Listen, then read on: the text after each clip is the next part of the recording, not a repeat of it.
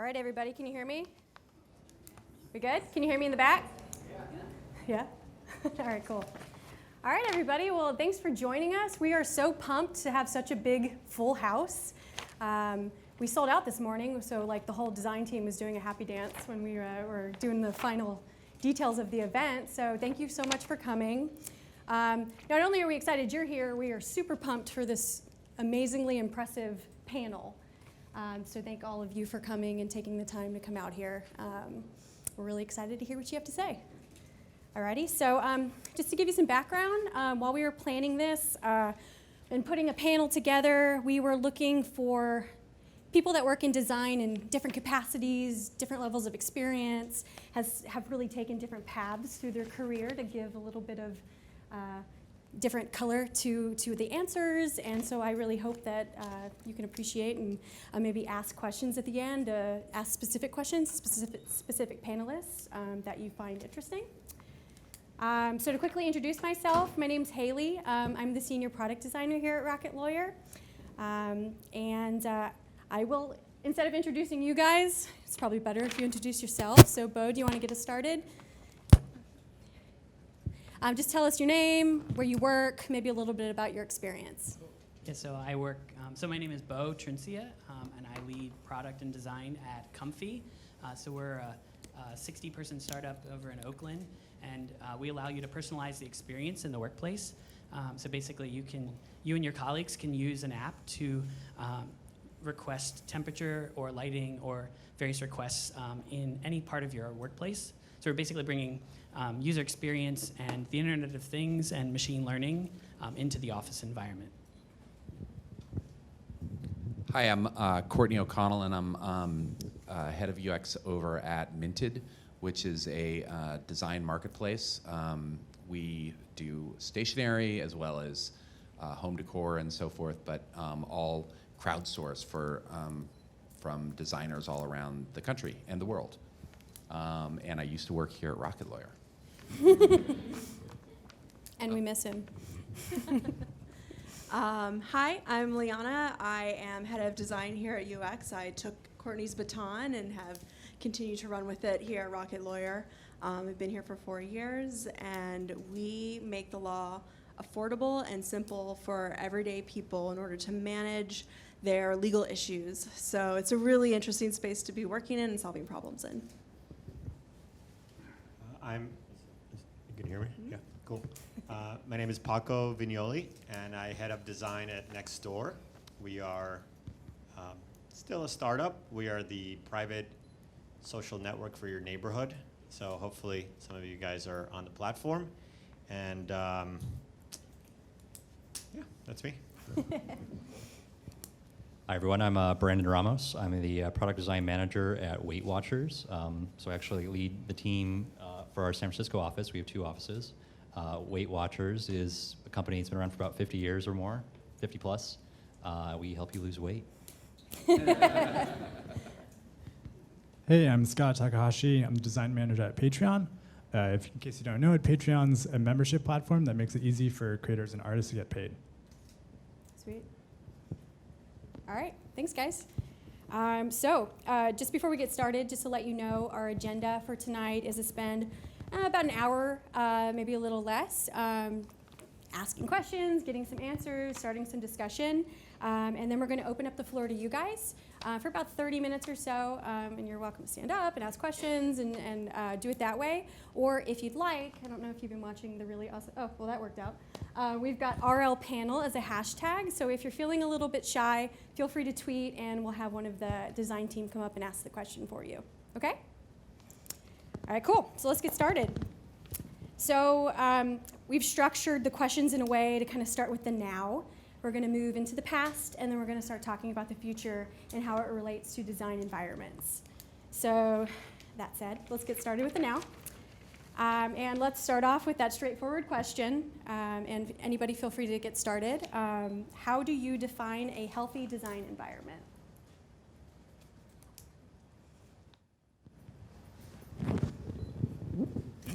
I'll jump in. I think it's really, I mean, to keep it simple, is that you're really excited to come into work every day. and you love working with the people you're working with, and you're solving challenging and fun problems. I'll jump in after you. I agree. I think for me, the thing that I've learned recently is that a healthy design environment is one that definitely extends beyond the design team to all of the functions in the company, even if it's like facilities or finance. I really value a company that has that design thinking that extends beyond my team, because it makes my job better, but ultimately it also makes the product and the company more successful. So. I can follow on there, because I think I would say something similar to my current experience. We're a very small design team within a much larger company, and I think that giving the entire company the room to think divergently is a really important part. I think as designers, that's kind of like our given role, and that it's rare that no matter how much people are thinking very operationally or very financially, giving people the freedom to think about their part of the broader organization in a divergent way allows for new ideas to be nurtured and to actually get operationalized, even though they're radical. Yeah. Sorry. +1 to Paco, with the notion that design extends absolutely beyond the design team. The 4 components that I think are really critical to a healthy design environment are ownership, I've written down, inclusivity, impact, and mentorship. So ownership, giving people the opportunity to take initiative to own things from beginning to end. Inclusivity, making sure that other people outside of the design team have input into the design process, understand the design process, understand what the customer's needs are, and can contribute to the process entirely. Impact, obviously, you're solving real problems that solve real needs. And then mentorship, they know how to grow, and they are given support to grow. Yeah, to piggyback off of what Paco said, that was a really great statement. Something that and this event has really given me a chance to sort of think about this, is design is about relationships and making decisions. And when I try to communicate outwardly to the rest of our organization about this, I try to empower those people to understand that the decisions they make every day impact our end users' experience. And whether it's in finance or in tech or in customer service, those relationships that they build between the data or the customer all come back to them. So finding allies in our own effort. Yeah, the benefit of going last is you get to agree with everyone here. This is all great answers. But yeah, relationships, I'm a huge proponent of that, just building relationships, and with that comes trust. And I think having trust for, as you were saying, inclusivity with other members, within your own team, and just understanding that everyone's doing their best to get to where you're trying to go, and having that trust in others to be able to share thoughts, not be afraid to come out with crazy ideas or horrible ideas. At the same time, we're all working towards something great, and just having that sense of belonging and having those existing relationships really helps with that notion of trust, and really promotes a really healthy culture, a healthy design team. Yeah, positivity, I think that's what design really brings to the conversation. Awesome. All right, well, extra points to you down there for bringing the list. Okay, well, let's move on. So this might only apply to some of you, depending on your experience. So if you guys could weigh in. What would you tell someone looking to build a healthy design environment from the ground up, so from scratch? That's a toughie. I can go first, I think. Go for it. Yeah, so I joined Comfy. I was employee number 2. And I would say, I think one of the things that I feel very lucky about is that I joined, I was just telling Courtney about this, I was at IDEO previous to this, and I was basically moonlighting. We were working during the daytime on a project together where they were building the back end of a project we were doing together for US Green Building Council. And anyways, long story short, kind of really kind of liked the working dynamic, and I started moonlighting on the design of the software that would ultimately become Comfy. But I think that one key thing to look for is certainly to have one or all the founders really believing in the value of user experience. Like, I think if you don't have that tailwind behind you from the beginning, it's probably, I can't speak for what that challenge is like, but yeah. And then I would say that the other thing that is probably a cliche, but I think when you're the first designer, you probably are surrounded by engineers, and it may be, it's easy to think that like everyone expects to bring you in only when it's like about like what it looks like, or not like what it fundamentally is or what the experience of it should be. But early on, there are certainly a lot of questions that it's really essential to, I found that I could lean on my experience from IDEO, less on like being, I actually would think I'm a pretty mediocre visual designer, to be honest, but you kind of, like, obviously you have to do everything that's not coding or thinking about like the hardcore sales and business machine getting built up. But it's really essential. I actually found that the user research experience that I had spent a lot of time in was essential to helping the founders get a real, like, very visceral experience in what our buyers and our users, so like, people who own buildings or run big companies like Salesforce or Rocket Lawyer buy our software, and then there's the users. So we were kind of like looking at two very different audiences, and I could immediately like take design out of the sort of like, what does this look like, or what is this button or style or pattern, to like, what essentially are we doing by bringing a lot of stories that helped everyone at a very base level have a visceral feeling about like, who is it that we're trying to solve this problem for, when the problem still hadn't really been clearly defined. So I think that's kind of an important part of like the thing that we do well as designers innately, that, yeah. I just want to second your first point, because I've been doing this for over 20 years, and the importance of either the founder or the CEO of having that appreciation, maybe not as a designer, but the understanding of the value of design is critical. And if you don't have that, it makes the job of building a culture and a team so much harder than it needs to be. And at this point, I don't know if I would even take that on. So I would encourage, when you're in this situation, sit with those founders and make sure that they know why they hired you and they understand the business value. Otherwise, it's way too hard to do. Yeah. So jump in on that. Yeah, I think those 2 points are great. Having founders or having people that you work at the highest levels, getting that buy-in is really important.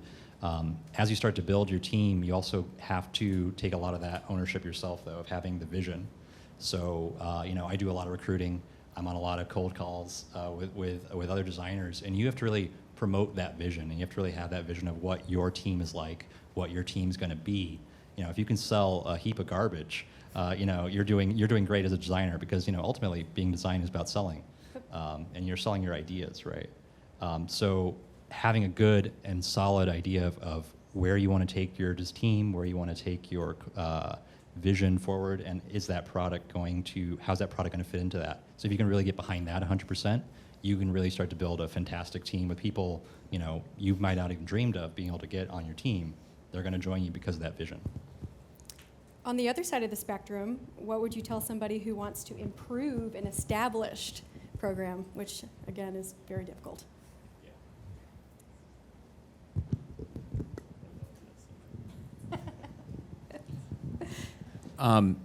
Well, I think that's a tricky question, but I think being honest about where you're starting, I think, is really important. So having an understanding of, well, first of all, the backing, again, I think is part of it too. Is you have to have that sort of partnership with your founder or the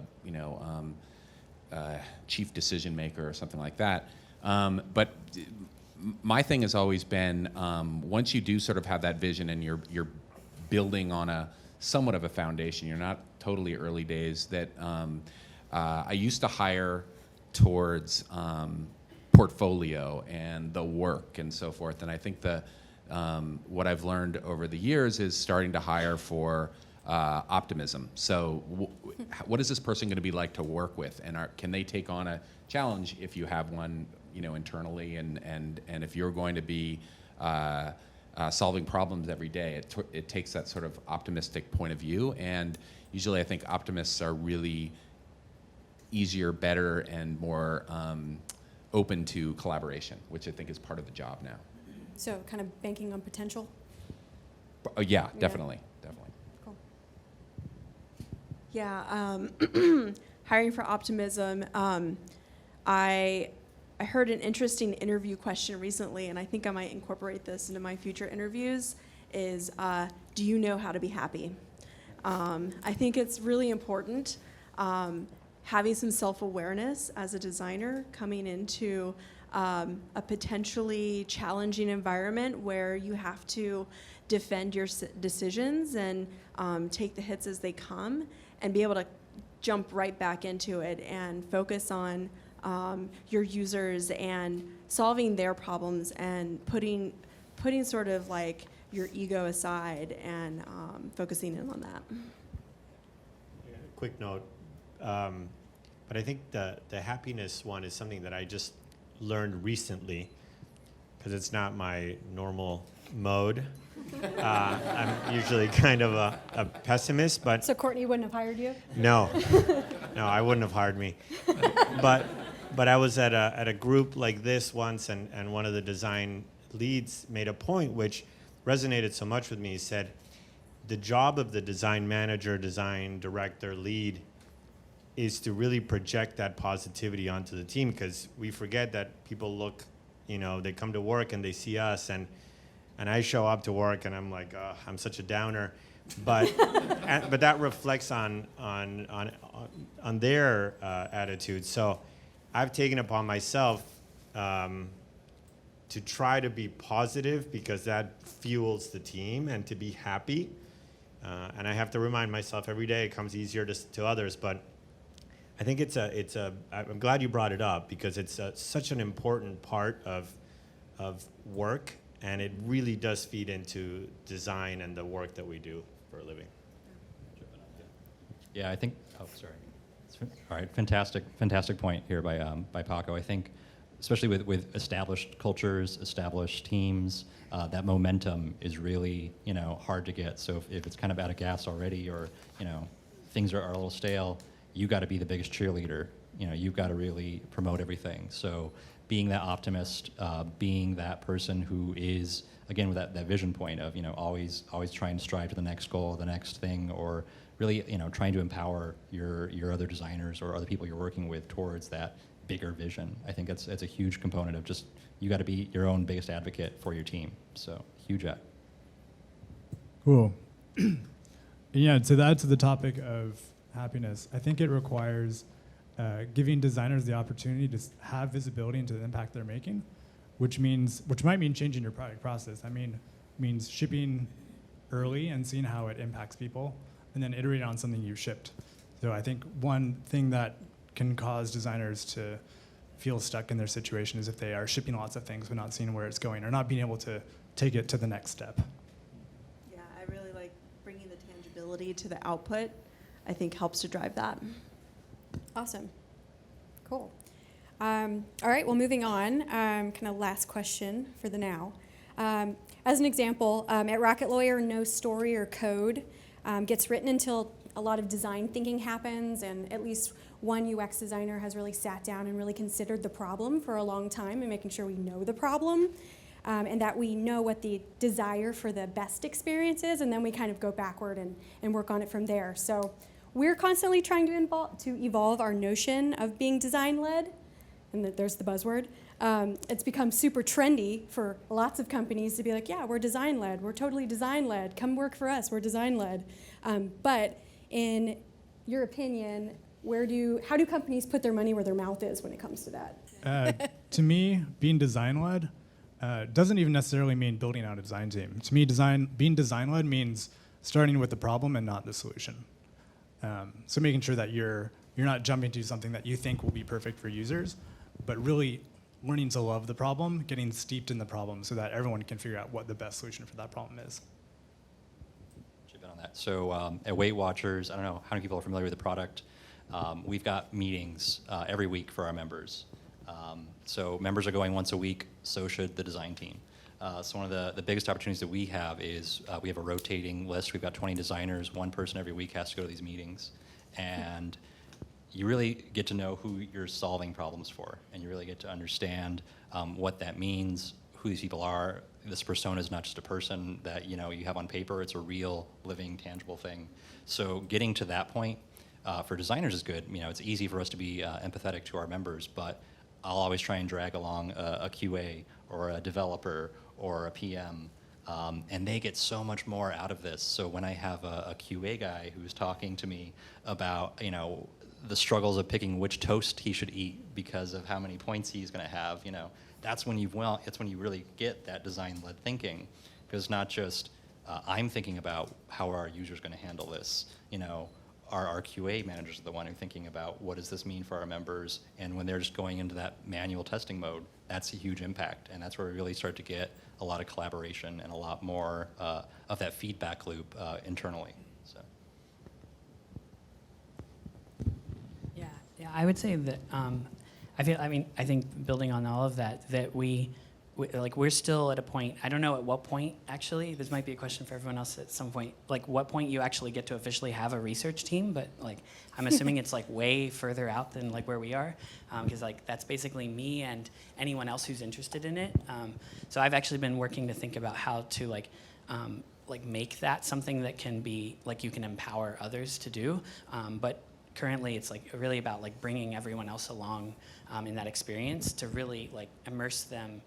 And then I think kind of like dog fooding, I guess is like maybe a Google term, but we have our software running in our own building, and we're always running new experiments on a like sort of like beta version of the software that is running for ourselves to really experience the dynamic of like how, it's like one thing to just basically assume or even like map out a scenario and then be like, we're design-led because we did this by making this really cool user journey. But like in practice, living that every day and seeing how like the dynamic between people and the dynamic between people and the technology, the software technology and the hardware that's like in your building is like a fundamental part of the success of our product, and so we live and breathe that by being with it all the time in our office. I think about where we are as a profession in our evolution, and people always associate design with the visual component of a user-facing interface. So I like to promote visualizing your ideas as a way of bringing design to the table. So how can we, interpret what's being asked of us into something that's visual that people can look at and respond to and react to? And it doesn't have to be a wireframe or a UI. It could be a user journey or storyboard or something like that. So bringing that customer to the table and showing that voice in an organization is really important. That's a great point. I think that, digging beneath the we're design-led sort of pitch, I think you're going to want to ask, you're going to look for how many times are they talking about what the customer wants or hearing about the customer's behavior and so forth. Because, I think for UX product designers, we're looking at, we're that voice at the table. We're trying to represent the customer. We're talking to the customer constantly. So how much are you hearing that in conversations? And then also I think it's like trying to probe a little bit for where are the decisions being made? Are there strategic offsites and so forth? And what role is design playing there? Because I think design-led can, sometimes mean just design executed, as opposed to we're sort of like bringing some of those concepts to the table, and we're helping shape directionally where the company's going. Awesome. All right, cool. Well, let's move on and have a little reflection. So let me ask, what methods for building a healthy design environment have proven successful in your experience? And maybe even what failures have you learned from? I want to go back to hiring. I think really focusing as a design leader around what are the qualities of the person that would work in your culture and in your company, and really focusing on that and bringing that type of person to the table, to your interviews, starting with phone conversations and then bringing them in to talk to other parts of the organization. So I think focusing on your hiring efforts and understanding who you're looking for is a good place to start. But on the flip side, as you're looking for work, really understanding what it is you want and what you need out of a work environment and bringing that to the conversation helps to connect those two. It's also impressive. For real quick, for me, the thing that I think has worked, and I've had small teams, I've had huge teams, and I've always had design teams that were very flat. We didn't have a lot of hierarchy, and even at some point when we had a middle layer, the work of the most junior designer was valued equally to that of the design director. And again, going back to those things that I think you had on your list about empowering and giving them ownership, right? I've found that when you treat everyone as equals, everybody rises up to it and creates that great environment. Excuse me. Oh shoot, I'm blanking. What was the question? That's okay. What methods for building a healthy design environment have proven successful, or failures too? Right, sorry about that. Okay, failures. And I think this may be applicable to some of you. One of my failures was before I became a design manager. I was an IC designer, product designer, and I didn't take initiative to change the culture. I didn't take initiative to build a design culture. So even if you're not a design leader at your company, there are things you can do to help build design culture, and they'll be impactful. I would say one thing that this is like an eternal tension that I think every company struggles with, not just with design, but I think it's that design is like always outnumbered by like orders of magnitude I mean, that might not always be true, but I think generally speaking, you're always going to be a much smaller team, and your impact is going to be you have to make sure that it's going to be felt. But to what degree you break down, you either have like the sort of like cohesiveness of a very like sort of centralized design team versus breaking up folks and having them be really close to all of the like engineers and product managers. I think we at a smaller company we still have the luxury of not having to like play that crazy resourcing challenge. But ultimately I think finding that right balance where people can be like deeply immersed with where design can like be deeply immersed with the individual teams and they can work very concentrated in a concentrated manner, but still have the kind of cohesiveness of design. And we've kind of like, I think the pendulum, even in the 3 years that we've been doing this, have kind of swung back and forth where there's moments where you need a really concerted, concentrated effort, and maybe even a little bit of like, we need to keep this close for a little bit before we're ready to sort of share it out, versus the other side of the equation, which is like that, design is like an institution that people go to as a resource, and there's probably every flavor of that you can think of, but that's been something I would even add that's also a factor of like the environment that you actually physically design. My previous background was in architecture, and I think that's something when we've been designing our office to think of concentrated spaces for project work as opposed to just the sort of like ubiquitous open, like everyone's together, yay, like scenario. And I think ultimately you have to find a balance between giving people and teams dedicated, concerted space, but then still having that sort of like transparency and cohesion of the whole. Awesome.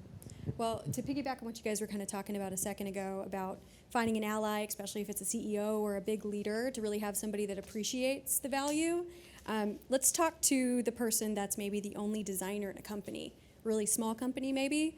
How do you then get that ally? How do you convince leadership the value of design? Yeah, that's really hard when you're the only designer. Yep. I've been there a few times. Often you get feedback is I don't like it. It's always And, helpful. yeah, it's very actionable. But actually, a couple of companies ago, I worked with two co-founders, very data heavy. Didn't want to make a decision unless there were 3 different components of measurement. So, sure bets only, great for a growth stage startup. Thanks. And there's a joke there, yeah.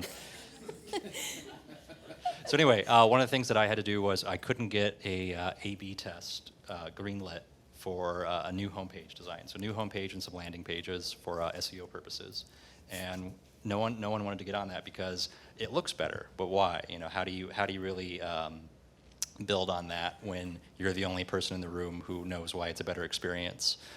So one of the easy things that I was able to do, even though I couldn't get budget to do an A/B test to get those hardcore data numbers, was just to go on Usability Hub, get a free two PNGs of the current experience and the new experience, and do a 5-second test, do a preference test. I did 3 or 4 different tests, and it cost $15. But through that, I was able to get some actual users. I could target it to who our members were. And you could start to get data that cost really 4 hours worth of time and $15, but you could start to get people on your side. So understanding what's important to them, and instead of conversion KPIs, which we were focusing on, we started talking about UX KPIs. What did the CTA mean? What did their action do? What did the members after 5 seconds think this page did? So really starting to focus on what really matters to the product and what really matters to our members or users or whoever it is. That's a nice way for you to start getting credibility, because it's really facts, numbers, charts. Some Speaking people, their language. yeah, you got to know your audience. So Yeah. same as you're designing for your audience, you're designing for your stakeholders. Yeah, totally. I think designers who maybe come from a diverse work background maybe have a good understanding of business and the kind of metrics that speak to that. And as a designer, I think really successful designers actually understand that by aligning your decision making alongside of what's driving the business, really help to get other people on board with the value you bring to the conversation. Yeah, I was a solo designer and I think it was only non-engineer in like a 12-person startup, and that to me, I was telling someone it's like going back to school, but it's first of all, one thing is you have to go out to lunch with everybody all the time, and start to I think design is about making sure that you're not just you and the screen, and you're inviting everyone to participate. And similar to Brandon's memory, it was getting starting to recruit people to come in and use our product, and then having the founder sit right next to them, but making sure that he could say nothing, right? And just watching him squirm as we would go through the product and say, this is how you're learning about your product, and sharing that piece of design and making them part of that whole process, I think is part of it, is that you have to make sure that design isn't just about you and producing, but it's also about inviting others into the conversation and practice. So. Yeah, I would probably add. I think I'll build on my very first comment about like starting it from the ground up. That I feel like bringing the. It's interesting how many times early on there were conversations where we were kind of like going around in circles in a conference room, and everyone was basically like verbally or through some sort of like numeric or like a spreadsheet or something like trying to make a case for why we should or shouldn't do something, and that like what we weren't doing was actually just like going back outside and like leaving the conference room. And it's something that I think as designers you're inherently that's just like an innate trait that you have, is to just go out. Like it's something you were trained to do, and so I would say that that's like the most critical thing to like help bridge the sort of relationship. I think I would say I don't like to tell people like don't go code, like go like get an MBA. But it's sort of I wouldn't discourage that, because I definitely think there's like a whole lot of value in this sort of like fundamental dynamic between designers and engineers. But that just sort of like comes with the territory, I think, of like having a really solid cohesive product team. But the thing that you really have to do early on is to kind of go towards the business team. And really encourage them, go together, and I actually have been doing that this week for a new product that we're thinking about, where there's just so much opportunity for us to learn instead of debating eternally inside of the four walls of our office, and instead we can just go and ask people. And I think we're all actually naturally good at that process of asking, so I think that's critical. Great. Okay, so maybe just to kind of go back where designers are rarely they're not the only team member, typically, since we've spoken to that already. So, for example, at Rocket Lawyer, our designers are a partner to a PM, and those are the product leads for a particular unit.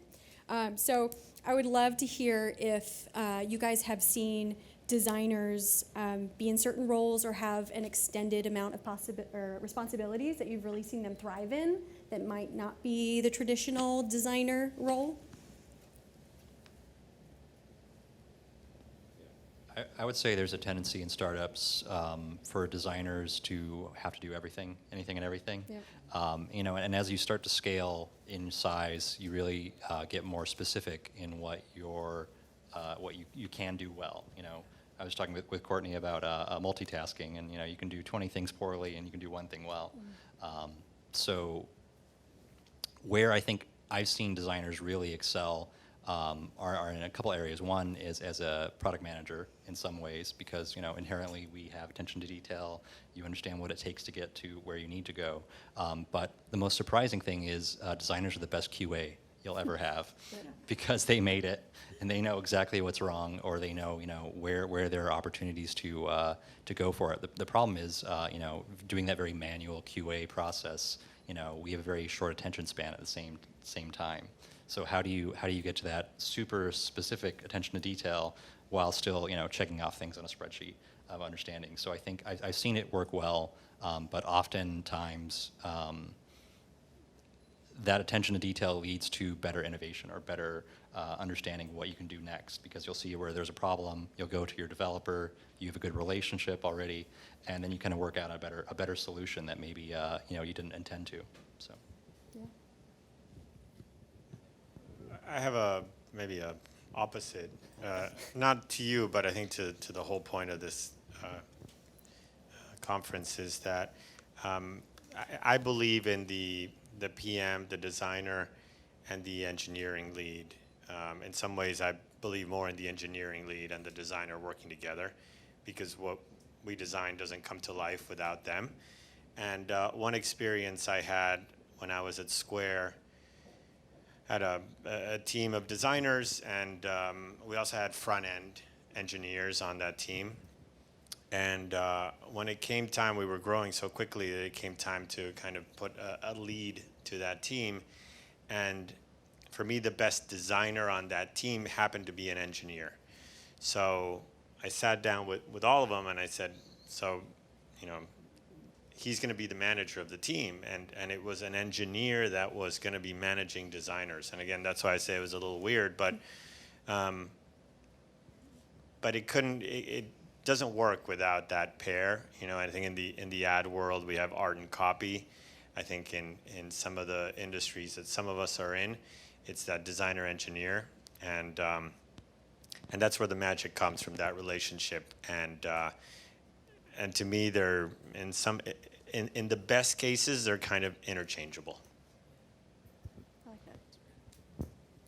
I would build on that really quickly just by saying, I think we were very late to hiring a product manager. Like that wasn't like I think that Venn diagram of like what a product manager is, that you usually see that's like, you know, people and technology and business, and that they're sort of be in the center there, that we actually had a similar experience where, like, I think I was serving as like the sort of like product vision and roadmap, but I think personally, if I were being honest, I'm not very good as like the more project management and like backlog, and so I really relied on our like head of engineering and our head of business development, and we kind of like worked together in this really interesting trio until we actually had a product manager. But I do think that that's like a really critical relationship that, and at some point very early on, it's like I can see now how like designers actually do make excellent product managers.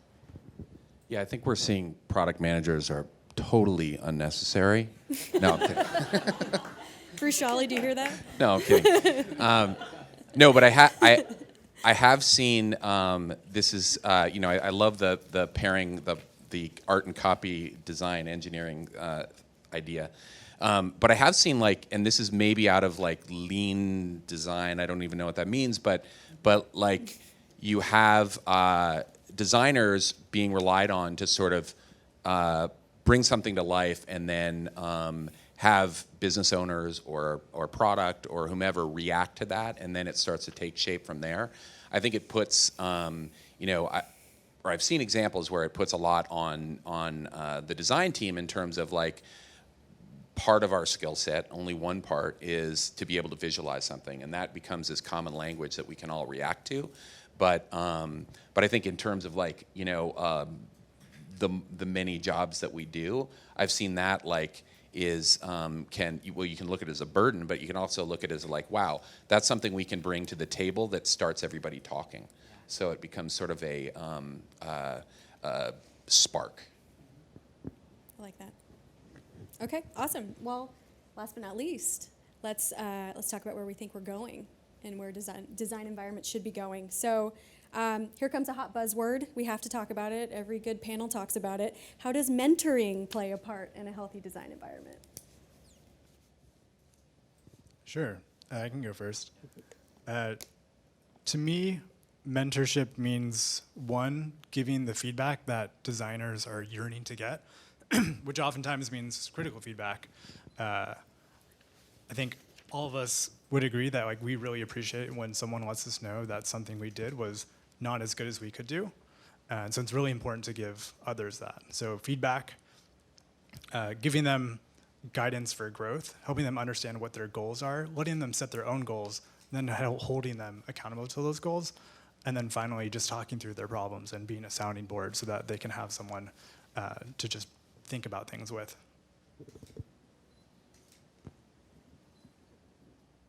I think it's really important for you as an individual to understand what it is you are looking for from a mentor. And maybe your manager isn't that person. I think as someone who is responsible for the career growth of many people, to be a mentor, you have to connect in a certain way with the person you're mentoring. And that's a relationship that can happen outside of the work environment as well. I would say, I mean, I think this is like maybe like management 101, but like one-on-ones like are a thing that I've actually noticed like some people don't do, and I'm like a very big fan of like having like an hour a week with each person. That's a little bit like, how's it going? Like, here's what's coming up next, but also just like free form thinking, like just like a wide open, territory for us to talk about like what's on each other's minds. And then I think the other one that's been interesting for me to see is that like no one is like a magic full stack, like I'm awesome from front to back as a designer, and no one has like every skill set. And I think for us early on, I used to use Illustrator for everything. That's just like, I can do everything in my sleep in Illustrator. But like as people started joining the team, I realized like why, how would you ever do this in Photoshop? It makes my skin crawl, all these layers and managing and whatever. But like over time, like now we're all using Sketch, and it's because like we're using like Zeppelin and all, like InVision, and like there's so many, like we basically have built out an entire workflow and a set of like a skill set, and it's because we've been like leveraging everyone's core skill and like different software and talents that they love, and allowing them to work on projects all the way through. I think the other factor I wanted to say was resourcing, that giving people the capability to work from front to back on things, even though they have to lean on people for the parts of the process that they maybe aren't like a rock star at, is a really critical part of like giving everyone the chance to essentially like expand from their like core strengths. I like that. Yeah, I just wanted to second the one-on-ones and just how vital they are to your success as a manager, but also to success of all direct reports. I also every Friday it's religion. You have to come every Friday. I'm across the street at Red Door, and I just park myself there for 2 or 3 hours, and we just talk. But a lot of it's not just about the personal relationship, but also the professional relationship. Where are you going? Where do you want to be? And we have a set of design levels. So if you're level 1, how do you get to level 2? Let's put out a list. Let's figure out all the competencies where you excel, where you're deficient, where you could improve. Maybe you're at a level 4 here, but a level 1 here. Try and figure out that kind of system. So giving them a structure, but making it free form where you can really start to work and improve on that professional relationship, that professional skill set, and how you can really help people. It's your job as a manager is to make others succeed. That's your only job as a manager, really, is to get things out of their way and make them successful. So if you're able to make your designer successful, you're a successful manager, mentor, whatever you want to call it. If you're not having that conversation with your manager, don't be afraid to bring it up yourself. Awesome. Well, you guys are making my life easy because you're basically just kind of segued into my next question. Something that's really close to our heart and our design environment is making sure that our designers are feeling empowered, that they're fulfilled, that they're happy. If not, how do we do that? So I would love to hear ways that you guys have continually motivated your designers. How do you empower them? How do you invest in them? How do you make them feel empowered and invested in?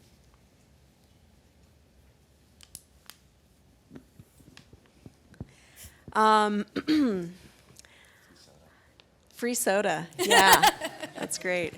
Awesome work environments. No, I think one way you can approach it is we have a great skill as a profession in taking problems and defining solutions to them. So oftentimes when a designer comes to me and says, I don't know what I should be doing, or my project's like in build phase and I'm just QAing and I feel like I need to contribute in a different way. I say, well, it sounds like you've got a great problem that you need to solve. I can lead you in one direction, but I really want you to be engaged in what it is that you're working on. So go around, talk to people, see what other needs are out there, and find a path for yourself as well.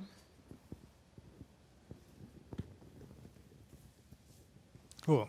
2 things I've already mentioned: ownership and impact, helping them understand impact. Another big important thing is designing together. Try to find opportunities where your designers can collaborate. They can pair on the problem that one of them is working on. You can talk through problems as a team together in Crit, in your Design Weekly. But I've found that the more opportunities you can create where designers are designing together, the happier they'll be. I like that one a lot. Brandon was telling me about. So I think one thing that I think is pretty powerful is stepping outside of your the current problem set that you're doing. Brandon was telling me about a offsite he's having. I'd want to come. But then also I think it's what are people working on? And I have a very small team right now, but they're trying to arrange for people to have, it's fast paced, so there's a lot of small problems to solve, but making sure that they're bigger long term. So like getting this concept of a menu is that you have an understanding that or you're going to do the small things, but also what are the bigger and higher impact things that you're going to be able to do, and then also having a feedback loop so you're able to see what that impact was from both the business and on the customer side too.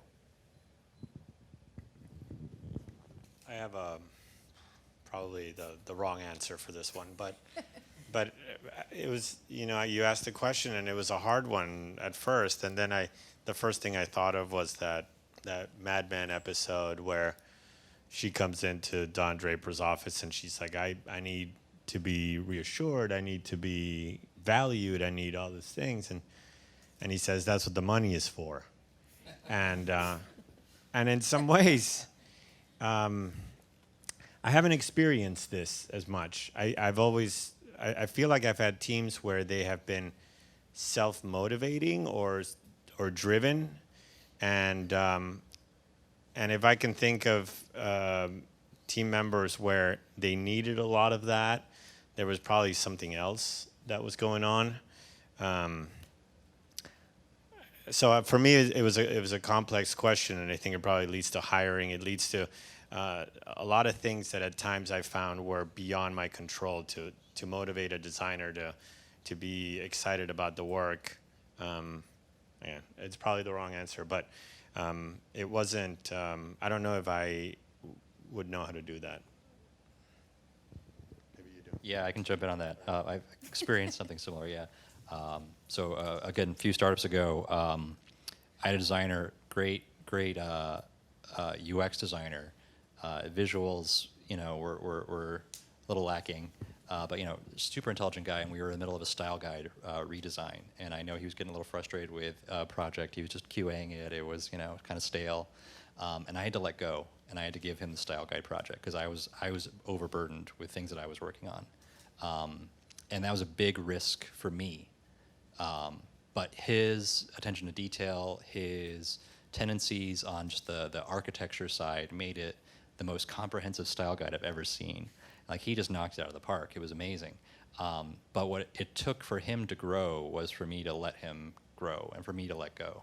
And I think that was something that I really saw him just explode as a designer after that, because he had that confidence afterwards of, he always knew he was lacking in the visual, but understanding that he could execute something with what he was strong at really helped him just kind of take his career or take his skill set to another level. One more thing. And Paco, maybe you're touching on this a little bit. I think just another important thing is to put your money where your mouth is. If someone's performing well, make sure they're valued. Make sure that your company values designers and that they're compensating them adequately. I think it's really important for someone to feel like the company values them so that they can contribute back to the company. Awesome. All right. Well, it's really exciting to be a designer today because, as we all know, a designer's role is evolving really quickly. It's changing. It's really awesome. So I would love to have you guys describe the direction you think the role is going.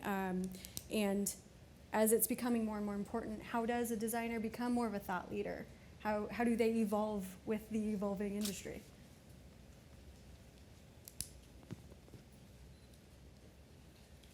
You want to jump in? For me, the area where I've been thinking a lot about has been in education. And, there's a few schools there's obviously design schools. Now there's schools that teach more of the UX realm. But I think the education of design outside of art schools is important. And how it's being taught at business schools, at engineering schools. And it's John Maeda is doing, you guys know of John. He's been doing a lot of thinking and work around this area of, as we have that triumvirate of engineering, product, and design, how do we make sure that everyone is thinking in the right way when we are the only ones that have been formally educated in that? So we've been talking and going to schools to try to make sure that the curriculum of design is embedded in all the fields. So again, coming in a little bit backwards from how we promote our side of it, I think we do that by making sure that it's well-rounded on all the others. I'd say one of the things that I've been thinking a lot lately about, it's been fascinating for me to work with like machine learning experts on our software. So like how the software is dynamically learning from everyone's interaction with Comfy over time to like basically predict what people want and balance that with energy factors in mind.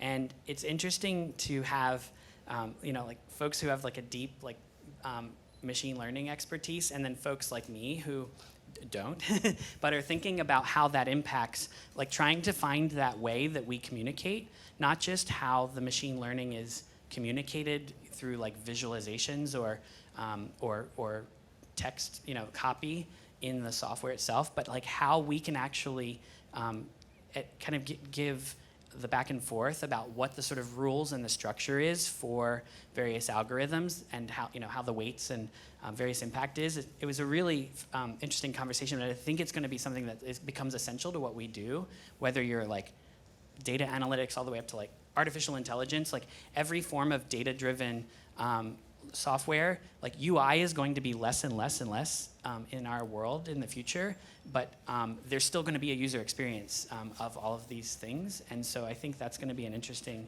shift for all of us, where we have to learn to communicate with machine learning folks and say like, this is what this learning should do for the user. It's interesting. It's not visual at all. And intimidating. So before we get to the Jetsons, I think there's still a lot of opportunity for design to insert itself in emerging markets. Really what we bring to the table is like, how do we make the world around us work for us as humans? So looking into more sort of socially driven initiatives, and I think IDEO does a really great job of taking design into an area that really has a lot of human level problems to solve. So that's one thing to take in consideration when thinking about the future of design. I wanted to jump back to Paco's earlier comment here. I think designers have this amazing opportunity where we understand the business logic, the business needs, and we translate that down to the user, the member. What are their needs? We look at it from a like a telescope, but you can also kind of reverse engineer that and go back. So if you can think of how do I make a user extend their subscription from 2 months to 3 months, you provided so much more value to the company than 20 different SEO landing pages.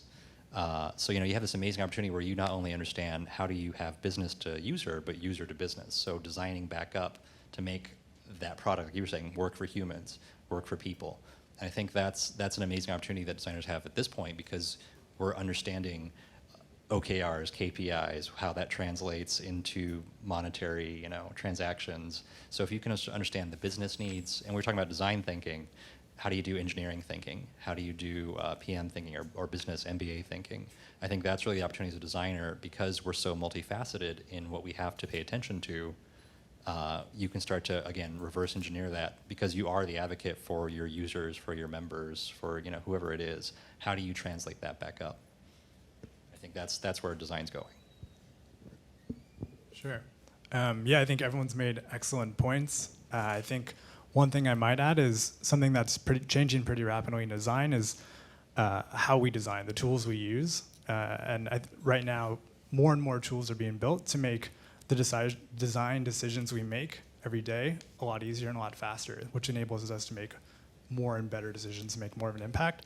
So I would say, to a degree, design leaders in the future will be understanding how we can best leverage the tools that are created to create the most impact. Thanks for coming out. We have our recruiter, Alexis, over at that far table with the swag. So if you're by any chance interested in Rocket Lawyer, we'd love to hear from you. But make sure you guys grab some stuff. So thanks for coming out.